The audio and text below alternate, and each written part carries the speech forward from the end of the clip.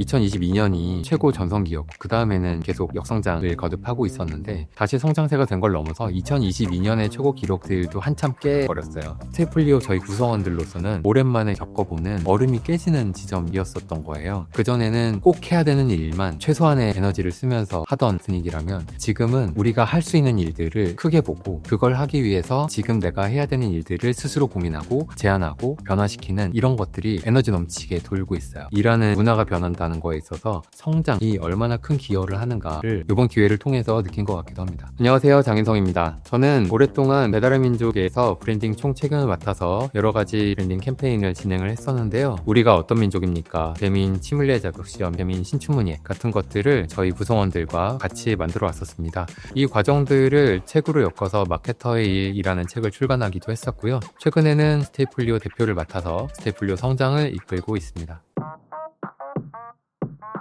배민에 합류하기 전에는 네이버에 있었어요. 네이버에서 일하면서 그때 유능한 동료들을 많이 만났었는데 그 중에 한 분이 김봉진이라는 이름의 디자이너였어요. 그분이 먼저 퇴사하시고 배달의 민족이라는 서비스를 만드셨고요. 어느 날 봉진님이 배달의 민족의 마케팅을 맡아달라고 제안을 주셨어요. 친하진 않았지만 저도 네이버에서 참 재미없는 시기를 겪고 있었기 때문에 되게 진취적이고 재미있는 회사다. 소비자와 서비스의 관계의 문제를 해결하는 데에만 집중하면서 일할 수 있겠다. 그것만 보고 이직을 했었어요. 제가 배민에 합류했을 때 배민은 되게 뾰족한 소수의 소비자들을 타겟하고 있었거든요. 그게 누구냐면 막내들이었어요. 야근을 하면서 밥을 시킨다라고 하면 막내가 대표로 주문받아서 전화를 하느냐 앱을 쓰느냐를 결정하는 사람이었었고 이 막내가 또 자취하는 경우가 많잖아요. 그러면 집에서 뭔가 만들어 먹는가 싶지 않아요. 집에 가면 또 시켜 먹죠. 그래서 우리는 막내가 좋아하고 막내에게 필요 있는 앱이 돼야 된다라고 생각을 했었고 그래서 막내들이 재미있게 여기고 친구처럼 여길 만한 그런 퍼소나를 가지고 그들에게 소문이 날 수 있는 그런 마케팅을 했었어요. 예를 들면 리뷰를 달았을 때 제주도 여행권이나 이런 걸로 주는 게 아니라 양말 30켤레라던가 수건 30개라던가 두루마리 휴지 100개 이런 것들을 선물로 주면서 쟤네는 되게 특이하고 이상한 선물을 주는데 소비자인 내가 누구인지 아는 것 같다 라는 묘한 즐거움을 줬었던 거죠. 그렇게 소소한 마케팅을 하다가 배달의 민족이 사람들한테 널리 알려질 기회가 있었어요. 경희야 넌 먹을 때가 제일 이뻐. 그게 2014년이었을 텐데 그 광고가 꽤 유행을 타서 패러디가 되게 많이 나왔었어요. 뭐 영어학원이면 경희야 넌 영어 배울 때가 제일 이뻐 라던가 학교에서 일일오프 같은 거 하는데 경희야 넌 파전 먹을 때가 제일 이뻐 라던가 그런 식으로 패러디를 하면서 즐기는 모양을 보고 우리가 판을 깔아서 더 이걸 좀 크게 만들어 볼까? 라고 생각하고 만들었었던 게 배민 신춘문예. 치킨은 살 안 쪄요, 살은 내가 쪄요 같은 시들이 그때 나왔었죠. 그래서 일방적으로 커뮤니케이션을 던지는 게 아니라 우리가 던진 커뮤니케이션에 사람들이 반응하면 다시 우리가 반응해주는 식으로 놀이식으로 즐기는 캠페인들을 많이 만들었었던 것 같아요. 저희가 하는 것들이 소비자들 사이에서 계속 회자가 되고 회사도 점점 커지고 서비스도 점점 커지는 경험을 하게 됐어요. 우리끼리만 좋아하던 브랜드였는데 어느새 많은 사람들이 좋아하고 배달의 민족 모르는 사람이 없게 되고 너네가 이 정도는 해야지 혼내는 분들도 생기고 이런 막 성장들을 저희도 모르는 채로 정신없이 겪게 된 거죠. 그리고 그걸 통해서 스스로도 작은 서비스를 홍보하는 마케터, 잘 나가는 서비스를 홍보하는 마케터, 너네 그 정도 했으면 똑바로 해라라고 혼내는 그런 브랜드의 마케터가 되는 것들을 한 브랜드를 통해서 경험할 수 있는 그런 경험을 한 거죠. 정말 인생에서 만나기 어려운 행운의 경험이 아니었나? 라고 생각을 합니다. 일하는 동안 내가 좋아하는 브랜드 그리고 성장하는 브랜드와 함께 일하고 있다는 게 되게 재미있었는데 어느 순간 좀 덜 재미있어지기 시작했어요. 무엇을 어떻게 하더라도 배달의 민족에 대해서 가지는 어떤 인상이나 브랜딩에 영향을 주기 어렵다. 뭔가 의미 있는 일을 할 만한 게 없다라는 생각이 들면서 점점 재미없어지더라고요. 그러면 좀 더 의미 있고 재미있는 일을 나에게 찾아주자라는 생각을 하게 됐죠. 회사를 그만두고 얼마 안 있었을 때였는데 어느 날 운전하고 있는데 차 안에서 전화를 받았어요. 봉진님, 스테이플리오를 맡아보지 않겠냐 얘기를 하시는데 나 한 1년쯤은 쉬고 싶었는데 이건 해야겠는데? 라는 생각이 들었어요. 하고 싶습니다. 그 자리에서 바로 이야기를 했었죠. 스테이플리오는 제가 되게 좋아하던 서비스, 잘 쓰고 있었던 서비스였어요. 건축가였던 창업자 이상욱님의 부모님이 서산에서 식당을 운영하셨었는데 식당을 그만두시면서 그 건물을 건축가들이 알아왔었던 노하우와 이런 것들을 다 투여해서 멋진 스테이로 만들었고, 그러다 보니까 그냥 펜션 플랫폼에 얹어서 팔기에는 좋아할 만한 고객도 다르고 되게 다른 물건이 돼버린 거예요. 이걸 어떻게 사람들한테 홍보를 하고 소개를 할까 하면서 부모님의 스테이를 알리는 일도 해보고, 그러다 보니까 그런 비슷한 니즈를 가진 멋지게 제대로 만들어 놓은 스테이들을 알리고 싶어하는 분들을 더 알게 되고, 그럼 이런 것들을 묶어서 더 알리고 소개해보자 하면서 시작을 했었던 게 스테이폴리오로 머물 만한 가치가 있는 특별한 곳들을 모아서 소개하고 알리는 서비스가 됐었던 거고요. 저는 건축도 되게 좋아하고 여행도 자주 다니기도 하고, 그곳에서 보고 경험한 것들이 나를 바꾸는 어떤 변화의 경험이라던가 이런 것들에 굉장히 관심이 많고 소중히 여기다 보니까 이 스테이플리오라는 게 내가 잘 할 수도 있는 일이고 좋아하는 일이고 나를 즐겁게 할 수 있는 일이다라는 생각이 들었어요. 막상 이제 하겠다 하고 스테이플리오 실적들을 공부를 하다 보니까 좀 쉽지 않은 상황이더라고요. 코로나로 팬데믹이 되면서 사람들이 해외에 나가지 못하고 스테이플리오가 독채로 여행 갈 만한 국내의 여행지로 많이 각광을 받고 사람들한테 유명해지고 했었어요. 그때까지 매년 2배씩의 눈부신 성장을 거둬왔었던 서비스였었죠. 팬데믹 끝나고 갑자기 사람들이 보복적으로 해외로 나가잖아요. 반대로 국내 여행이 굉장히 어려웠었죠. 팬데믹이 기회였었던 건 맞는데 엔데믹으로 회사가 굉장히 어려움을 빠진 거예요. 실적은 주저앉고 성장으로나 매출로나 굉장히 어려운 시기를 2년 정도 겪어오고 있었습니다. 많이 잊혀진 서비스가 된 거죠. 그러니까 이 일을 하고 있는 구성원들도 뭔가 새로운 걸 찾아서 도전해보고 해결책을 찾고 하기보다도 해야 하는, 안 하면 안 되는 일들을 매뉴얼에 맞춰서 쳐내고 있는 정도에 가까웠어요. 내가 생각하던 거랑 굉장히 다른 상황이구나. 멋진 건축가님들과 같이 스테이를 만드는 프로젝트도 하고 뭐 이런 거를 꿈꾸고 있었는데 그거 아니고 지금 이 사업을 살려야 되는 상황이 먼저구나 하고 알게 됐어요. 근데 오히려 기분은 좋더라고요. 이 상황에서 뭐라도 하면 어떻게든 성장을 하겠구나. 지금까지 안 하고 있어서 못한 거지. 이것저것 개선하면 지금보다 당연히 더 잘할 수 있겠는데라는 생각이 들었어요.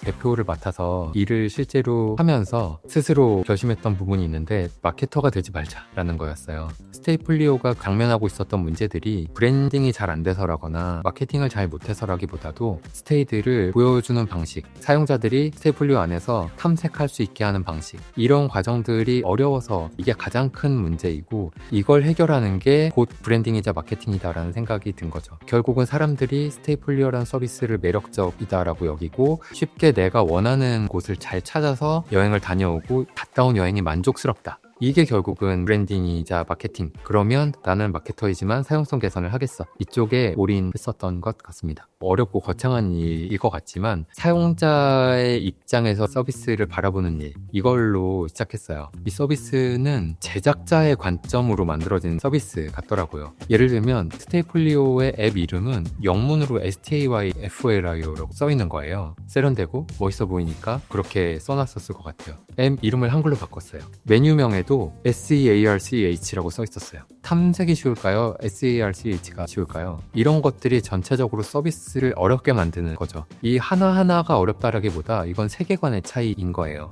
우리가 우리 서비스를 세련되고 멋있게 보여주고 싶다. 사용자가 내가 사용하기에 어색하고 어려운데 이거는 제작자 입장에서 보는 것과 소비자 입장에서 보는 이 180도의 시선의 차이가 반영이 된 거죠. 그리고 앱 첫 화면에 건축 사진들이 가로형의 사진이 많았어요. 왜냐하면 건축은 가로예요. 이 공간도 가로로 넓지 세로로 길지 않아요. 그러니까 사진들을 가로로 찍는 게 너무 자연스럽고 당연했던 거예요. 그래서 스테이플리오에 오면 사진들이 가로로 되어 있는데 스마트폰 시대의 가로 사진이라는 건 작은 사진이라는 뜻이에요. 세로 사진보다 절반 이하로 작아요. 절반 이하로 작다는 건 매력을 절반밖에 못 보여준다라는 뜻이거든요. 이런 것들도 다 정사각형 사진으로 바꾸고 세로형으로 바꾸고 별거 아닌 것처럼 보이지만 스테이플리오를 만드는 사람들의 세계관을 혁신하는 일이었던 거예요. 이런 혁신들 중에는 북마크도 있는데 스테이라는 상품의 특성상 SNS에 광고를 하잖아요. 도쿄에 이렇게 멋있는 곳 곳이 20만 원대의 숙소가 있어. 그러면 오, 이런 데가 있어 하고 눌러봐요. 눌러보고 와, 멋있다 하면 어떻게 해요?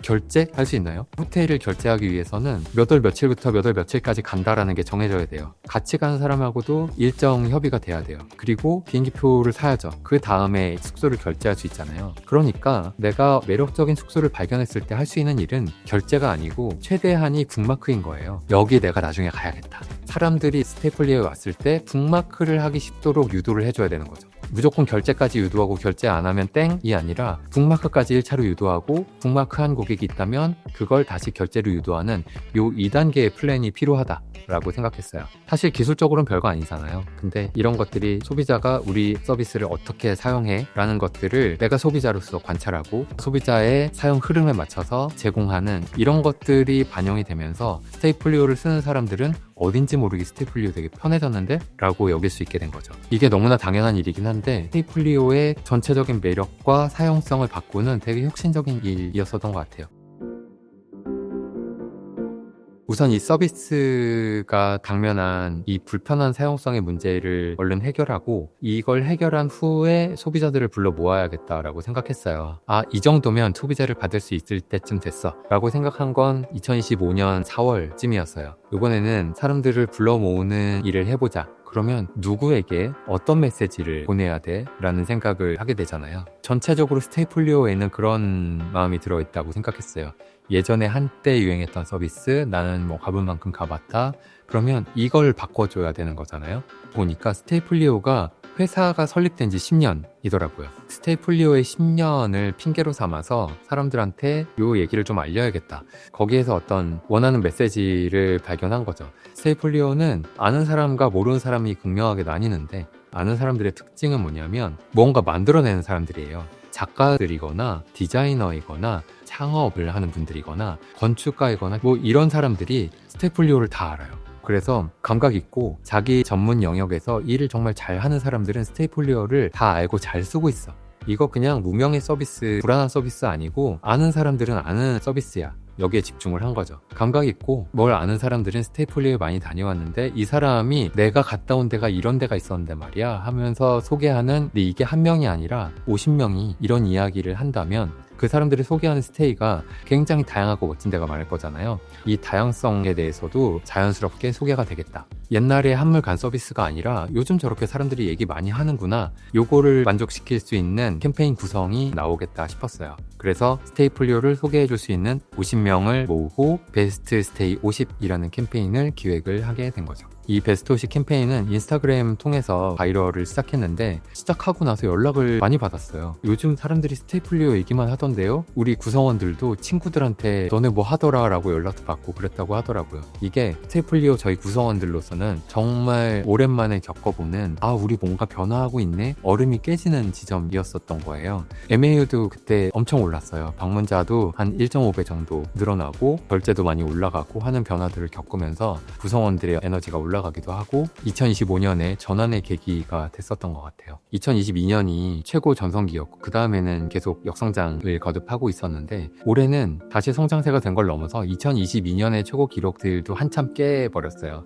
작년에 비하자면 사용자로는 한 50%, 거래액으로는 30% 정도 성장을 거뒀고요. 사실 뭐 30%, 50% 성장했다. 대단한 수치가 아니라고 생각할 수도 있는데 그동안 오랫동안 정체되어 있었던 역성장을 깨고 크게 성장한 거라서 저는 굉장히 의미 있는 성과를 거뒀다라고 생각하고 있고요. 회사의 분위기가 전혀 다르게 바뀐 것들이 느껴져요. 그전에는 꼭 해야 되는 일만 정해진 대로 최소한의 에너지를 쓰면서 하던 분위기라면 지금은 우리가 할 수 있는 일들을 크게 보고 그걸 하기 위해서 지금 내가 해야 되는 일들을 스스로 고민하고 더 나은 퀄리티를 찾아서 스스로 발전하고 제안하고 변화시키는 이런 것들이 에너지 넘치게 돌고 있어요. 일하는 문화가 변한다는 거에 있어서 성장이 얼마나 큰 기여를 하는가를 이번 기회를 통해서 느낀 것 같기도 합니다. 돌이켜보면 지금 이렇게 성장할 수 있었던 건 사람들이 경험해 볼 만한 훌륭한 스테이들을 갖추고 있었다. 그리고 적절히 소비자 뷰에서 봐야 되는 게 필요한 시점에서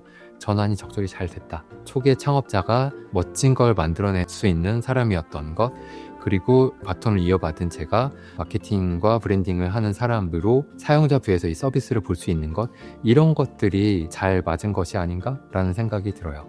저는 아까도 재미 얘기했지만 일하는 데에 재미를 추구하는 사람이거든요.